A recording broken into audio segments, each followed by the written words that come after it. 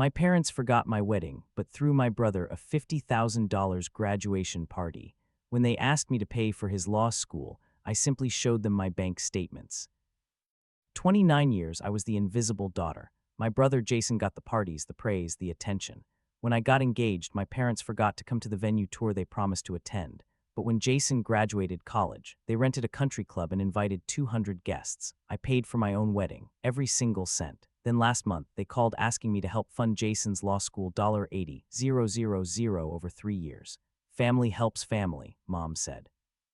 So I pulled out my bank statements showing the $127,000 I'd already given them. Their faces went white. This is what happened next. Chapter 1: The Graduation Party. The ballroom glittered with fairy lights and expensive flower arrangements. 300 guests mingled around cocktail tables, draped in white linen, sipping champagne that cost more per bottle than my monthly grocery budget. A live jazz band played softly in the corner, and waiters in crisp uniforms circulated with trays of crab cakes and bruschetta. This was Jason's college graduation party. I stood near the entrance, holding a glass of sparkling water because I couldn't afford the champagne, watching my parents beam as they introduced my younger brother to their country club friends. My mother wore a new dress that probably cost more than my rent. My father had rented a tuxedo for the occasion. "Isn't this wonderful?" Mom had gushed earlier, gesturing at the decorated ballroom. We wanted to make sure Jason's accomplishment was properly celebrated. Jason had graduated with a business degree from a state university. A perfectly respectable achievement, don't get me wrong. But as I watched my parents spend what had to be $50,000 on this party, I couldn't help thinking about my own graduation 3 years earlier. There had been no party, no country club, no 300 guests or live bands or champagne fountains. My parents had taken me to Applebee's, just the 4 of us. Mom had complained about the prices and suggested we share appetizers to save money. Dad had checked his phone through most of dinner. Jason, who was still in high school at the time, had been annoyed that he was missing a friend's birthday party to attend my boring dinner. I'd graduated summa cum laude with a double major in finance and economics. I'd received 3 job offers before even walking across the stage, but apparently that didn't warrant more than a discounted meal and a card that said "Congrats grad" with a $20 bill inside. "Olivia, there you are." My mother's voice cut through my thoughts. She hurried over, her heels clicking on the marble floor, and grabbed my elbow. "Come say hello to the Hendersons. They're asking about you." I let her guide me across the room, pasting on the smile I'd perfected over 29 years of being the family's supporting character. The Hendersons were my parents' neighbors, a retired couple who'd watched both me and Jason grow up. "Olivia, dear," Mrs. Henderson exclaimed, "we were just asking your mother when your party was. Surely you had something similar when you graduated." I opened my mouth to respond, but Mom jumped in first. "Oh, Olivia's always been more low-key. She didn't want a big fuss." The lie rolled off her tongue so smoothly that I almost believed it myself. I hadn't been asked what I wanted. The decision had simply been made without me, the same way every decision had always been made. "That's our Olivia," Dad added, appearing at Mom's side with Jason trailing behind him. Always so practical and sensible, not like this one. He clapped Jason on the shoulder affectionately. "This boy knows how to celebrate." Everyone laughed. I smiled along, the familiar hollowness settling in my chest. Later that night, after the last guest had left and the caterers were packing up, I helped my mother carry leftover flower arrangements to her car. Jason had already disappeared with his friends, off to some after-party that would probably last until dawn. "This was lovely," I said, meaning it despite everything. Jason seemed really happy. "He deserves it," Mom replied, "after everything he's been through." I blinked. What has he been through? Mom waved her hand dismissively. "Oh, you know, college is stressful. He struggled with that statistics class sophomore year, and then there was that breakup with Amanda junior year. He's had a hard time, Olivia. Not everyone has things as easy as you do." I stood there in the parking lot, holding a vase full of roses that had cost more than my winter coat, and tried to process what she'd just said. Easy. My mother thought I had things easy. I'd worked 2 jobs through college to pay my own tuition, because my parents had told me they could only afford to help one child, and Jason was younger, so his turn would come first. I'd lived in a basement apartment with 3 roommates during grad school while Jason had his own studio in a nicer part of town, paid for by our parents. I turned down a study abroad opportunity in London because my parents had called with an emergency. Jason needed money for spring break in Cancun. But sure, I had things easy. You're right, I heard myself say. He deserves it. Chapter 2: The Wedding That Wasn't. 6 months later, I got engaged. Marcus proposed on a Tuesday evening, nothing fancy, just the 2 of us on the couch in our small apartment after a dinner I'd cooked. He'd pulled out a ring, modest but beautiful, chosen carefully because he knew I didn't need flashy, and asked me to marry him with tears in his eyes. I said yes immediately. We'd been together for 4 years, and I'd known since year 2 that I wanted to spend my life with him. Marcus was everything my family wasn't: attentive, present, genuinely interested in my thoughts and feelings. He remembered my birthday without being reminded. He asked about my day and actually listened to the answers. The next morning, I called my parents to share the news. "That's nice, honey," Mom said, her tone distracted. "Listen, can I call you back? Jason's interviewing for a new job today, and I want to make sure I'm available if he needs support." She didn't call back. A week later, I tried again, inviting them to dinner so they could meet Marcus properly. We'd been together for 4 years, but my parents had only met him twice, briefly at holiday gatherings, where Jason had dominated the conversation. "We'd love to, but this month is so busy," Dad said. "Jason's settling into his new position, and we promised we'd help him decorate his new apartment, maybe next month." Next month came and went, then the month after that. By the time we actually sat down for dinner together, Marcus and I had already set a wedding date, booked a venue, and started planning. My parents showed up 45 minutes late to the restaurant, apologizing profusely because Jason had needed help moving a couch. "So," Mom said, finally settling into her chair and picking up a menu. "A wedding, how exciting. When were you thinking?" "October 15th, I said. "Next year, we've already booked the venue." Both my parents looked up from their menus. "You booked a venue without consulting us?" Dad asked. I felt Marcus's hand squeeze mine under the table. "We didn't think you'd mind," I said carefully. "You've been so busy with Jason, and we wanted to secure the date we wanted." "Well," Mom set down her menu, her expression cooling. "I suppose you know best. What kind of venue?" I described the small barn on the outskirts of town, rustic but elegant, capacity for about 100 guests. Marcus and I had fallen in love with it the moment we'd seen it. "A barn," Dad repeated flatly. "You're getting married in a barns." "It's very popular right now," Marcus offered. "The rustic aesthetic is." "Jason's friend had his wedding at the Ritz," Mom interrupted. "Now that was a venue. Beautiful ballroom, chandeliers, the whole 9 yards. Are you sure you don't want something a little more sophisticated?" I felt my jaw tighten. "The barn is what we want." "Well, it's your wedding," Mom said, in a tone that clearly communicated her disappointment. "I suppose we'll make it work." The dinner continued in that vein. Every choice Marcus and I had made questioned, compared unfavorably to other weddings, or met with lukewarm acceptance. By the time we left, I was exhausted and close to tears. "Hey," Marcus said softly in the car. "Hey, look at me." I turned to face him, and he reached over to wipe a tear from my cheek. "This is our wedding," he said firmly, "not theirs. We're doing this our way, and it's going to be beautiful." I nodded, trying to believe him. Over the following months, I learned exactly how little my wedding mattered to my parents. They missed the venue tour they'd promised to attend because Jason had a flat tire and needed a ride. They forgot about the cake tasting and never apologized. When I asked my mother to go dress shopping with me, she agreed enthusiastically, then canceled the morning of because Jason was having a crisis that turned out to be a mild disagreement with his girlfriend. I bought my wedding dress alone, in a small boutique with fluorescent lighting, and a sales associate who kept asking where my mother was. "She couldn't make it," I said, over and over. "She's busy." When I sent my parents the invoice for their portion of the wedding costs, a conversation we'd had months earlier where they'd agreed to contribute, my father called me immediately. Olivia, this seems like a lot of money. Are you sure you need all of this? I stared at the spreadsheet on my computer screen. I'd already cut costs everywhere possible. The barn was the cheapest option in the area. We'd chosen a weekday to save on catering. My dress had come off the clearance rack. This is the budget we discussed, I said. You agreed to cover 30%. That was before we knew about Jason's law school applications. The application fees alone are costing us a fortune, and if he gets in.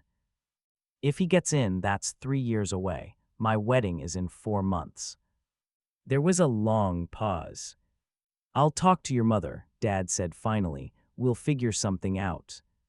What they figured out was contributing $5,000, less than half of what they'd promised. My mother handed me the check at Sunday dinner a week later, presenting it like she was doing me an enormous favor. This is all we can manage right now, she said. Jason's future has to come first, you understand.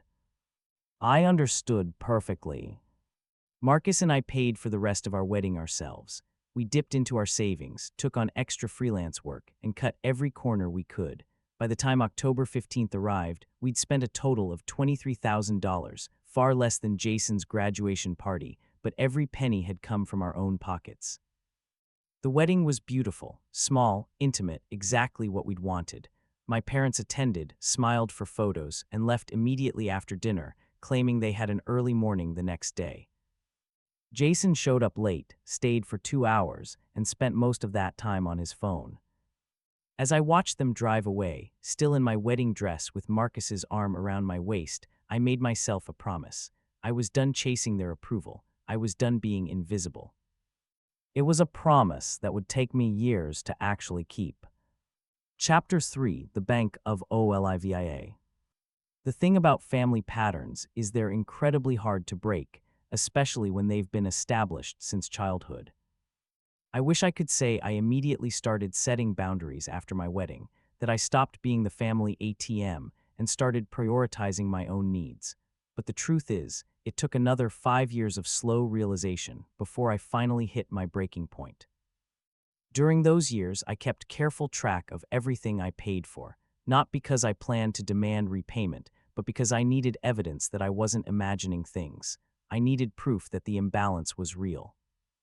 The numbers accumulated slowly at first, then faster as Jason's lifestyle expanded and my parents' expectations grew. Year 1 of my marriage, $8,500. I covered Jason's security deposit when he moved to a nicer apartment. I paid for Mom's emergency dental work when she claimed insurance wouldn't cover it. I bought plane tickets for both parents to visit Jason when he took a job in another city. Year 2, $12,300. Jason's car broke down and needed repairs that somehow became my responsibility. Mom's house needed a new water heater that Dad claimed they couldn't afford. Jason's girlfriend, now fiancée, needed a loan for her catering business that was never repaid. Year 3, $18,700. Jason's wedding was approaching, and my parents wanted to throw him a celebration even more elaborate than his graduation party. I contributed to the venue, the catering, the flowers. I paid for a bachelor party trip that Jason assumed I'd cover without asking. I bought my parents new outfits for the rehearsal dinner. Year 4, $23,400. The wedding itself cost more than expected. Jason and his wife bought a house, and my contribution to the down payment was presented as a family gift. Mom's car needed replacing. I helped. Dad's golf club membership was up for renewal. I helped with that too. Year 5, $31,200. Jason and his wife had twins. The baby shower, the nursery furniture, the endless supplies. Somehow I was expected to fund all of it.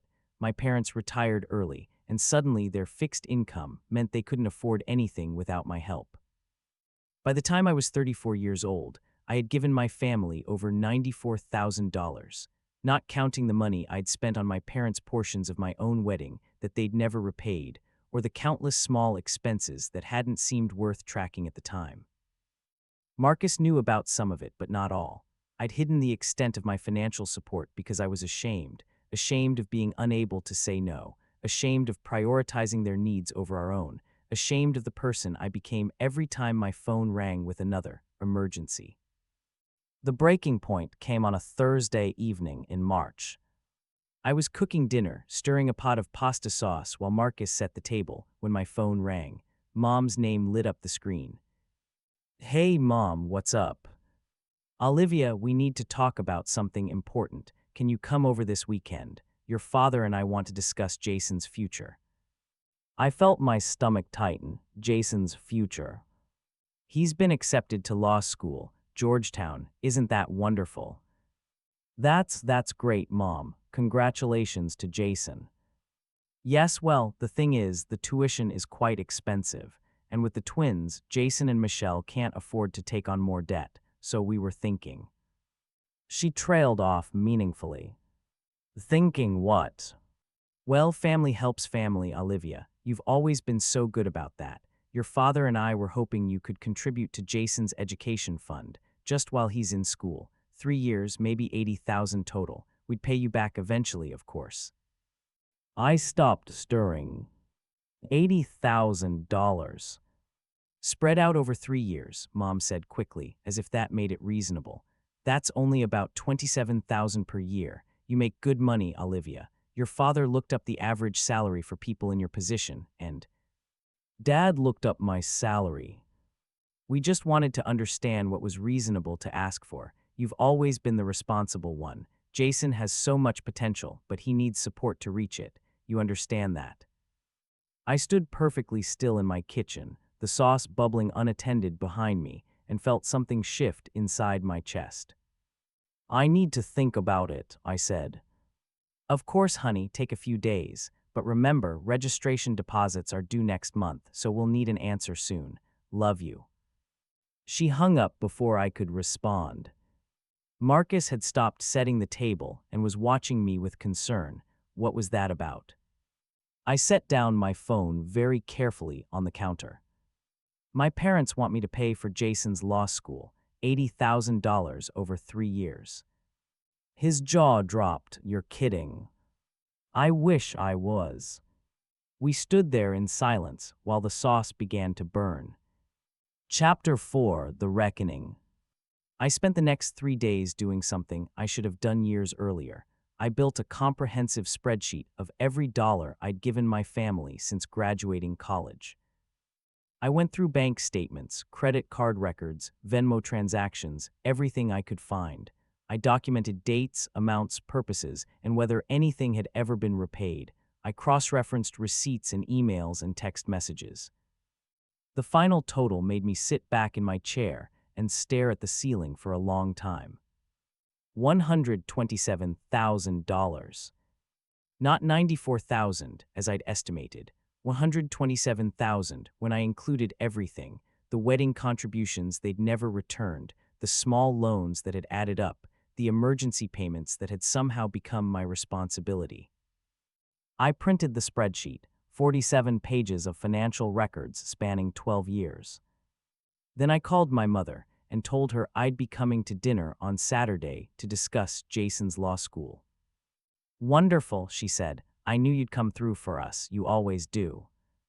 Saturday evening, I drove to my parents' house alone. Marcus had offered to come, but I'd told him this was something I needed to do myself. He'd kissed me goodbye and told me he was proud of me, no matter what happened.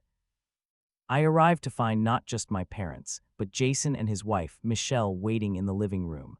The twins were asleep upstairs with a babysitter. Olivia, Mom hugged me at the door. Come in, come in. Can I get you some wine? No, thank you. I walked into the living room and sat down in the armchair that faced the couch where my parents and Jason had arranged themselves. Michelle hovered near the doorway, looking uncomfortable. So, Dad said, rubbing his hands together, let's talk about Jason's exciting opportunity. Actually, I said, pulling the folder from my bag, I'd like to talk about something else first.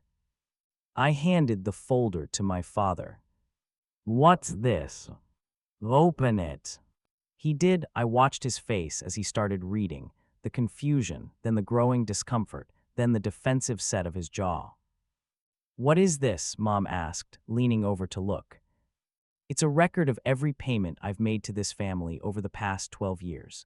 Every emergency I covered, every loan that was never repaid, every contribution to celebrations and purchases and expenses that somehow became my responsibility. Jason shifted uncomfortably on the couch. Olivia. The total, I continued, is $127,000. Silence. That can't be right, Mom said weakly. It's all documented, dates, amounts, purposes. I can show you the bank statements if you'd like. Dad was still flipping through pages, his face getting redder with each one. You kept track of all this, Jason asked, his tone sharp. What were you planning to bill us? No, I kept track because I needed to remind myself that I wasn't crazy, that the imbalance was real, that I wasn't imagining being treated like the family bank account. That's not fair, Mom protested. We've done plenty for you over the years. Like what? She opened her mouth, closed it, opened it again. We paid for your education, Dad said finally. No, you didn't. I worked 2 jobs through college because you told me you could only afford to help one child at a time, and Jason was younger. I paid my own tuition. I have the student loan statements to prove it. We helped with your wedding. You contributed $5,000 after promising $15,000, and you gave it to me with a guilt trip about Jason's law school applications. I have the text messages where you made that excuse. We've been supportive. You missed my venue tour, my cake tasting, and my dress shopping because of various Jason emergencies. You left my wedding reception before the cake was cut because you had an early morning. You've never once visited the home Marcus and I bought together. My voice was shaking now, but I pressed on. In 12 years, you've given me exactly 2 things, a $20 bill and a graduation card, and a $5,000 check that came with conditions. That's it. Meanwhile, I've given you $127,000. The room was absolutely silent. So no, I said finally, I will not be contributing to Jason's law school. Not now, not ever. Jason stood up abruptly. This is ridiculous. You're making yourself out to be some kind of martyr when all you did was help out sometimes like any family member would do. You can afford it. You make more money than any of us. What else were you going to spend it on? My retirement, my children's education if Marcus and I decide to have kids, our mortgage, travel, art, literally anything I want because it's my money, Jason, mine, I earned it. And I didn't earn the right to go to law school. You earn the right to figure out how to pay for it yourself, like I figured out how to pay for everything myself. Mom started crying. Olivia, please, this isn't like you. You've always been so generous, so willing to help. Because you trained me to be, I said, my voice cracking. From the time I was a child, every achievement I had was followed by think of your brother. Every success was an opportunity to give something to Jason. I won an art contest when I was 11, and you made me give most of the prize money to him because he hadn't won anything. Do you remember that? From the look on her face, she did. I learned that my value in this family was tied to what I could provide, not who I was. And I'm done. I'm done being the bank of Olivia. I'm done funding everyone else's lives while being told I'm the selfish one for having boundaries. I stood up and gathered my bag. I love you, all of you, but I'm not going to keep destroying myself to make your lives easier. Jason, congratulations on Georgetown. I'm sure you'll figure out the funding. Mom, Dad, I hope we can have a relationship that isn't based on what I can give you, but that's going to require change from everyone, not just me. I walked to the door. Olivia, wait, Mom called after me. I'll call you next week, I said without turning around. Give everyone some time to process. Then I walked out to my car and drove home, my hands shaking the entire way. Chapter 5: The Aftermath. The first text came while I was still in the car. Moms, that was incredibly hurtful. We're your family. How could you humiliate us like that? The second came 10 minutes later. Jason, way to make yourself the victim. You've always had a chip on your shoulder about me. This proves it. By the time I got home, there were 7 messages in the family group chat, all various versions of the same theme. I was ungrateful, I was dramatic, I was exaggerating, I was making things up to avoid helping my brother. Marcus took one look at my face when I walked in and wrapped me in a hug without saying a word. We stood there in our entryway for a long time while I cried into his shoulder. "I'm proud of you," he said finally. "That took incredible courage." "They hate me." "They're uncomfortable because you told them the truth. That's not the same thing." I wanted to believe him. Over the next week, the messages kept coming. Mom sent long voicemails about how families support each other and how disappointed she was in my selfishness. Dad texted short, clipped messages asking me to reconsider my position. Jason sent articles about sibling rivalry and suggested I was jealous of his success. I didn't respond to any of them. Instead, I did something I should have done years earlier. I found a therapist. Her name was Dr. Patricia Hernandez, and she specialized in family systems and boundary setting. In our first session, I showed her the spreadsheet and explained the family dynamics. She listened without judgment, taking notes and asking clarifying questions. "What you're describing," she said finally, "is a classic example of parentification and golden child dynamics. You were assigned the role of caretaker and provider from a young age, while your brother was positioned as the family's primary focus. This created an imbalance that was reinforced over decades." "So I'm not crazy." "You're not remotely crazy. You're actually showing remarkable clarity about a pattern that many people never recognize at all." We spent the following weeks working through my family history, identifying the beliefs I'd internalized about my own worth, and developing strategies for maintaining boundaries without completely cutting off contact. Boundaries aren't about punishment, Dr. Hernandez explained.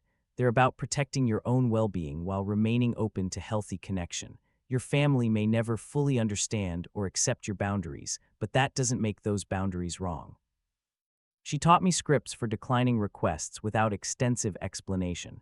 She helped me recognize the physical sensations that preceded my people-pleasing behaviors.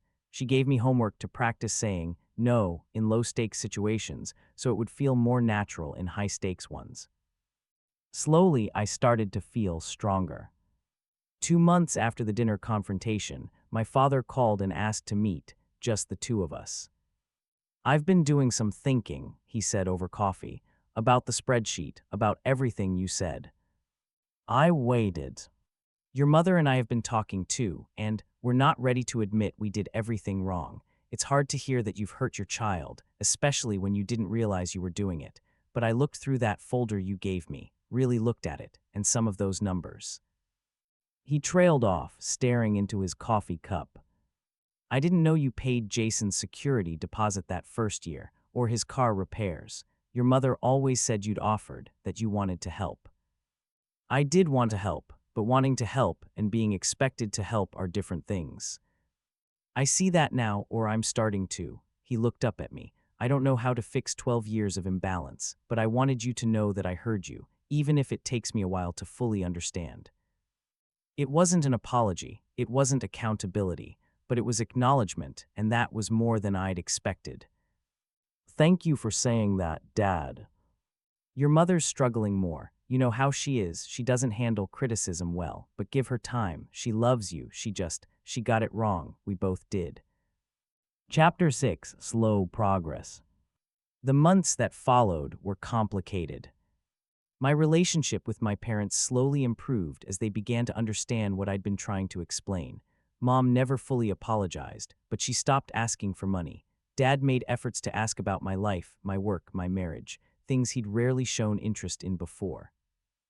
Jason was harder. He viewed my boundaries as a personal attack and refused to accept that his graduation party, his wedding, his lifestyle had been subsidized by my labor and sacrifice. We didn't speak for nearly 4 months. But then something unexpected happened. Jason didn't get into Georgetown after all. The acceptance had been conditional on completing some prerequisites, and he'd missed a deadline. His backup school was a state program with a much lower price tag, and he enrolled there instead. The humbling experience seemed to shift something in him, or maybe it was the twins getting older and him understanding what parental sacrifice actually looked like. Whatever the reason, he reached out to me one evening with a text that surprised me. Jason, can we talk? Not about money, just talk. We met for coffee a week later. He looked tired in a way I'd never seen before, the exhaustion of parenthood, of real responsibility, of navigating life without someone constantly smoothing his path. I've been thinking about what you said at Mom and Dad's, he began, about the art contest when you were 11. I waited. I remember that. I remember being mad that you only gave me half, then more when Mom made you give more. I never thought about how that must have felt for you. I was just a kid who wanted stuff. We were both kids. Yeah, but I never grew out of it. I kept expecting you to, I don't know, make things easier for me, and you did for years, and I never questioned whether that was fair. He stared into his coffee. Michelle showed me our budget last month, what it actually costs to raise 2 kids, pay a mortgage, keep up with all the expenses. And I realized, if someone asked me to give 20% of our income to my sister for 3 years, I'd say that was insane. But that's basically what I was asking you to do. I appreciate you saying that, Jason. I'm not asking for forgiveness. I know I don't deserve it yet, but I wanted you to know that I'm starting to see it. The pattern, how unfair it was, and I'm trying to do better with my own kids to make sure they don't end up with this same dynamic where one is always expected to give and the other is always expected to receive. It wasn't a full transformation. Jason still had entitled moments, still made thoughtless comments, still sometimes acted like the golden child he'd been raised to be. But he was trying, and that was more than I'd ever expected. Chapter 7: The Real Celebration. A year after my boundary-setting dinner, Marcus and I invited my family over for a meal at our house. Not because I was ready to pretend nothing had happened, but because I wanted to try building something new.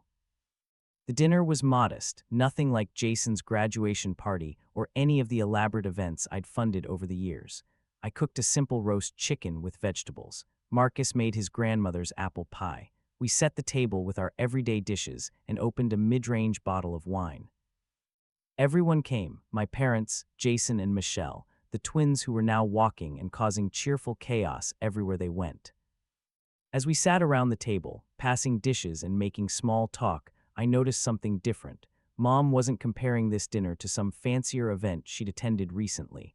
Dad was actually asking Marcus about his work and listening to the answers. Jason helped clear plates without being asked.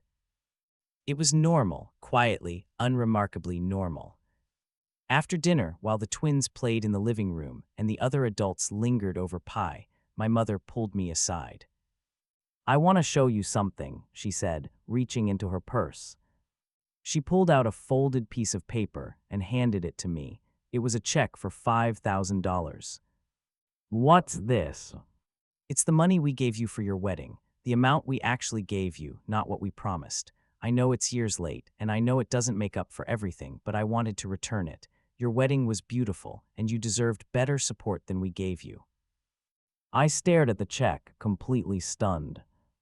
Your father and I have been talking with a counselor, Mom continued. Someone who specializes in family dynamics. It's been difficult hearing how our choices affected you, understanding the pattern we created without meaning to. Mom, let me finish. I'm not good at this, Olivia. I've never been good at admitting when I'm wrong, but I'm trying to learn. And I wanted you to know that even if I don't always say it right, I love you. Not because of what you can do for this family, but because you're my daughter. You've always been my daughter, and I should have made sure you knew that. She was crying now, and so was I. I love you too, Mom. We hugged in my kitchen, surrounded by dirty dishes and the sounds of family in the next room, and for the first time in my adult life, I felt like she actually saw me. Chapter 8: Building My Own Table. 2 years have passed since that boundary-setting dinner. I still see my family regularly, but our interactions look different now. When my parents need help with something, they ask, and they accept when I say no. When Jason has a financial challenge, he figures it out himself or asks our parents, who have started helping him the way they should have been all along. I stopped being the family bank account, and the world didn't end. Nobody starved. Nobody lost their home. Everyone adjusted to a reality where I wasn't constantly available to subsidize their choices. Marcus and I used the money I'd been giving away to pay off our mortgage early. We started traveling to places I'd always wanted to see. We bought art for our walls and books for our shelves, and spent quiet evenings enjoying the life we'd built together. I still keep the spreadsheet tucked away in a filing cabinet, not as a weapon or a grievance, but as a reminder of how far I've come. Every time I doubt whether my boundaries are reasonable, I look at those 47 pages and remember what reasonable used to mean for me. Dr. Hernandez and I still meet monthly, maintaining the tools I've developed and working through new challenges as they arise. She's helped me understand that healing from family dysfunction isn't a destination, but a journey, one that requires ongoing attention and care. Last month, for my 37th birthday, something remarkable happened. My family threw me a party. Nothing elaborate, just dinner at a nice restaurant, a cake from a good bakery, cards with thoughtful messages instead of just happy birthday in cash. But they planned it without my input. They paid for it without my contribution. They showed up and celebrated me without any expectation that I'd return the favor with a check. Jason gave a toast about how lucky he was to have a sister who'd taught him what real family support looked like. Mom cried through most of it. Dad held my hand under the table. And I sat there in that restaurant, surrounded by people who had finally learned to see me, and felt something I'd been chasing my entire life. I felt valued. Not for what I could provide, not for the problems I could solve or the bills I could pay, just for being Olivia. It had taken 37 years and countless painful conversations, but I'd finally built my own table, and everyone who sat at it now earned their seat through love and respect, not expectation and entitlement. That's the thing about boundaries. They don't just protect you from harm, they create space for genuine connection to grow. The relationships that survive your boundaries are the ones worth having. The ones that don't, well, those were never really about you anyway. Epilogue: What I learned. If you're reading this and recognizing your own family in these pages, I want you to know something important. You're not crazy, and you're not selfish. The patterns that trap us in caretaker roles are often invisible because they start so early. We're trained to put others first, to feel responsible for their happiness, to measure our worth by what we can provide. Breaking those patterns feels like betrayal, like cruelty, like selfishness, because that's what we've been taught to believe. But here's what I've learned. Setting boundaries isn't cruel. What's cruel is expecting one person to sacrifice indefinitely while others take without acknowledgement or gratitude. You can love your family and still protect yourself from them. These things aren't mutually exclusive. Real change is possible, but it requires the people who hurt you to be willing to look honestly at their behavior. You can't force that willingness. You can only create conditions where it might happen. The family you build through friendship, through chosen relationships, through your own healing, can be just as valid and meaningful as the one you were born into. And finally, your worth was never determined by what you could give. You were always enough, just as you are. It took me 37 years to learn that lesson. I hope it doesn't take you nearly as long.